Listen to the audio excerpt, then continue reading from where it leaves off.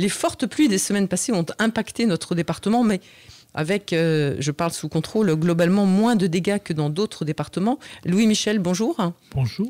Donc c'est sous votre contrôle que je parle, mais on développera un petit peu parce que vous êtes maire de Saint-Cyr-le-Gravelay, conseiller départemental et à ce titre, vous êtes vice-président de la commission d'études environnement et agriculture. Et vous êtes président du SAGE. Le schéma d'aménagement et de gestion des eaux, il préside par arrêté préfectoral une commission qu'on appelle la commission locale de l'eau, qui est composée d'élus, de tous les associés, de ceux qui ont des intérêts sur la rivière, depuis le tourisme, la pêche, les agriculteurs, tous ceux qui ont intérêt à l'eau, hein, les sports nautiques aussi, et puis l'administration qui siège pour un quart. Donc ça vous permet d'avoir une vue d'ensemble. Alors, sans se livrer à une énumération exhaustive, qu'est-ce que vous pouvez nous dire de ces inondations là, de ces dernières semaines en Mayenne ? Ces inondations, j'ai eu la chance de rencontrer un maire qui a connu les inondations de 1974. C'était avant le barrage de Saint-Frimbault. Et ce maire, qui habite pas loin de changer, m'a dit tout simplement, en 1974, ça a changé, il y avait 1,20 m d'eau supplémentaire. Je veux dire que la rétention du lac de Saint-Frimbault, au-delà de services à l'eau potable, il régule les crues aussi de façon quand même assez avantageuse, puisque 1,20 m d'eau en moins sur la Mayenne, ça veut dire autant à l'aval, ça veut dire que donc la crue a été régulée aussi grâce à ce barrage. Autrement, on a fait, alors, avec un autre syndicat qui s'appelle Jabot, Joanne, Vicoin, et où nous, comme on a la convention, on a la compétence par rapport à la prévention des inondations, on a fait une étude globalisée sur le ruissellement et pas sur le débordement des rivières, parce qu'on peut être inondé de plusieurs façons. Oui, c'est important de rappeler ça, effectivement, Louis-Michel. On peut être inondé par remontée de la nappe. C'est ce qui s'était passé dans le bassin parisien à Orléans il y a une dizaine d'années à peu près. C'est la nappe qui remonte. Il y a une relation toujours entre le sous-sol et les inondations, enfin, suivant les endroits où on habite. Et on peut être inondé par ruissellement. C'est-à-dire qu'il n'y a pas forcément un cours d'eau, il y a du ruissellement, il y a des pentes, il y a maintenant pas mal d'imperméabilisation, elles ont été dirigées quelque part. Elles rejoignent forcément un ruisseau à un moment. À un moment, vous pouvez être inondé par ruissellement. Et la carte qu'on a produite l'année dernière au niveau du Jabot sur les 34 communes de l'agglo, plus la partie Évron et puis Mélégré, nous prouve des endroits où il n'y a pas de ruisseau. Et on peut être inondé quand même, uniquement par le ruissellement des pluies fortes notamment. Et puis on peut être inondé naturellement par débordement de ruisseaux. Et là, c'est facile de lutter contre, pas pour les maisons qui existent, mais c'est de ne plus construire en zone inondable. Alors c'est ça, parce que quand vous dites que c'est facile, en même temps, je me dis, il y a des gens, si vous entendez là, notamment à Redon, c'est peut-être là où ça a été le plus violent, des gens qui vous diraient, visiblement, c'est pas si facile. En fait, vous, la solution... Quand on arrive sur la Terre au XXIe siècle, on hérite du Moyen-Âge. Et au Moyen-Âge, on a fait beaucoup d'agglomérations à proximité des rivières, parce que c'était plus facile de laver son linge, c'était facile d'aller à l'eau, on avait besoin de la proximité de l'eau.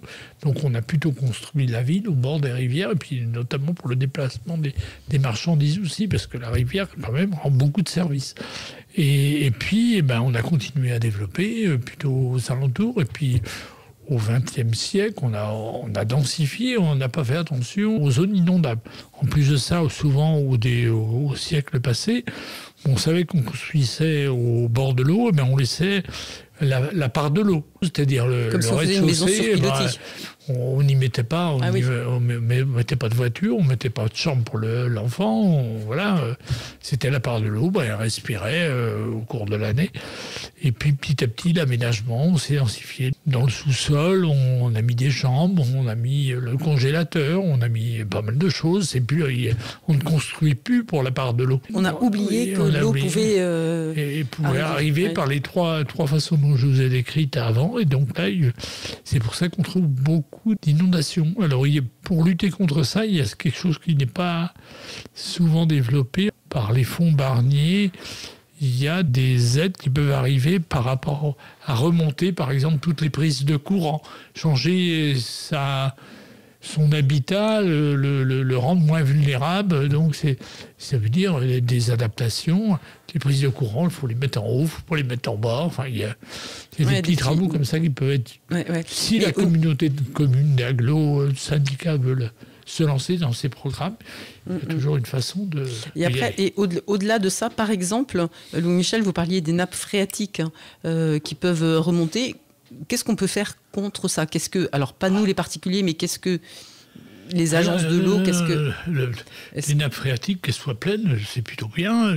Je veux dire, mais les zones humides on peut pas réguler le débit qui arrive dans ces nappes phréatiques. Alors, pour réguler le débit, autrefois, on avait des petits ruisseaux, souvent qui étaient plutôt à fleur de sol et qui méandraient, et que le débordement allait énormément sur les zones humides, ce qu'on appelait aussi à la campagne des prés de joncs, et qui n'étaient pas... Des prés de joncs?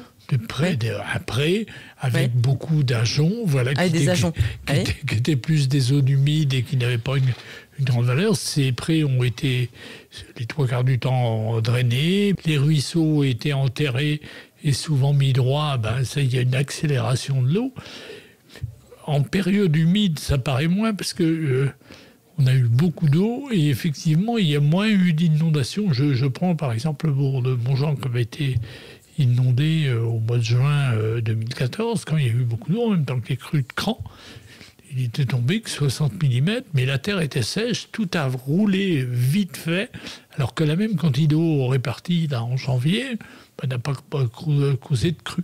Ça dépend de la nature du sol, du sous-sol, la quantité d'eau qui roule et la vitesse qu'elle va sur le macadam et ainsi de suite. Enfin, ce que j'entends quand même, Louis-Michel, c'est que les pouvoirs publics ou les collectivités peuvent agir précisément en faisant des barrages, comme le barrage de Saint-Frimbault en Mayenne. Sur le bassin de l'Odon, et notamment pour protéger plus Segré que Cran, on a créé, on doit avoir 12 retenues sèches, c'est-à-dire des retenues qui sont activées au moment de la période hivernale, c'est-à-dire pour les crues du 1er novembre au 1er avril.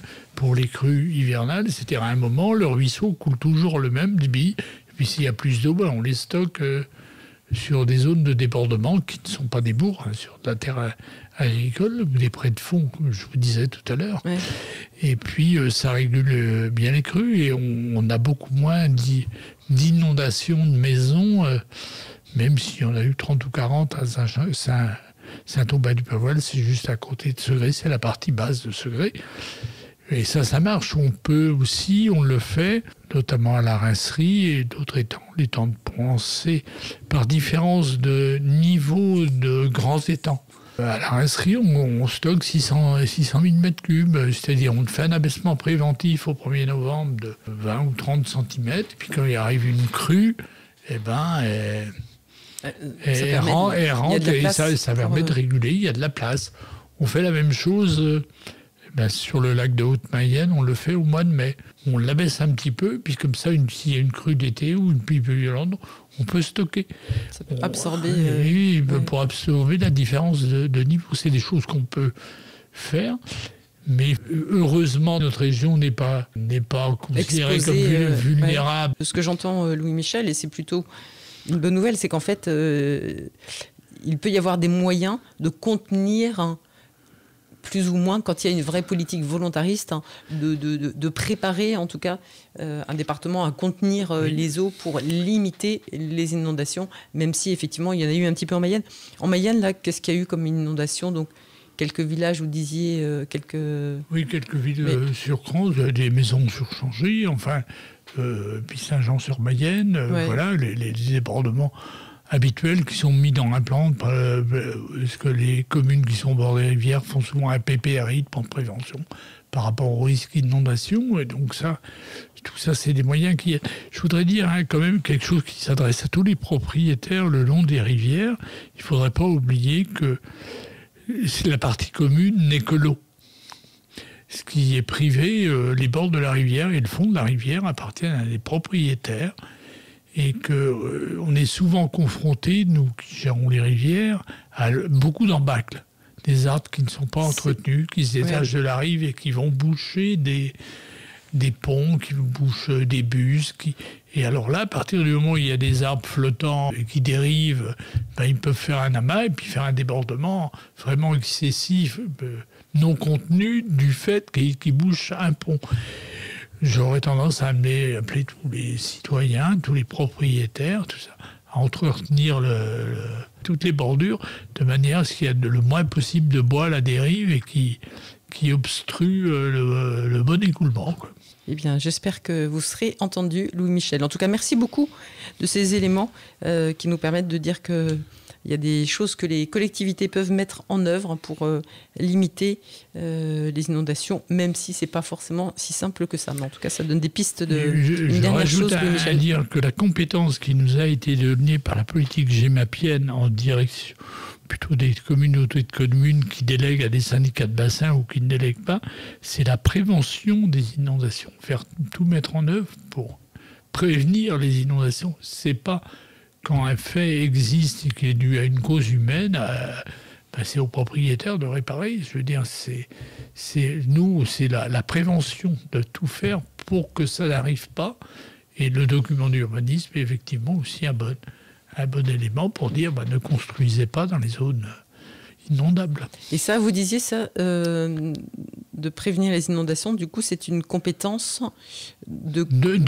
qui a été donnée aux communautés d'agglomération et qui est souvent par l'agglomération ou la communauté de communes est redonnée à des syndicats qui préexistaient à ça, mais le financement vient sur la facture de la communauté d'agglo qu'on appelle la taxe Gemapi, ce qui permet quand même de montrer ce que votre communauté de communes, une communauté d'agglo fait pour la biodiversité à travers le financement des milieux aquatiques et sur la prévention des inondations. Et on sait que là, c'est un sujet particulièrement crucial et d'actualité. Merci beaucoup, Louis-Michel.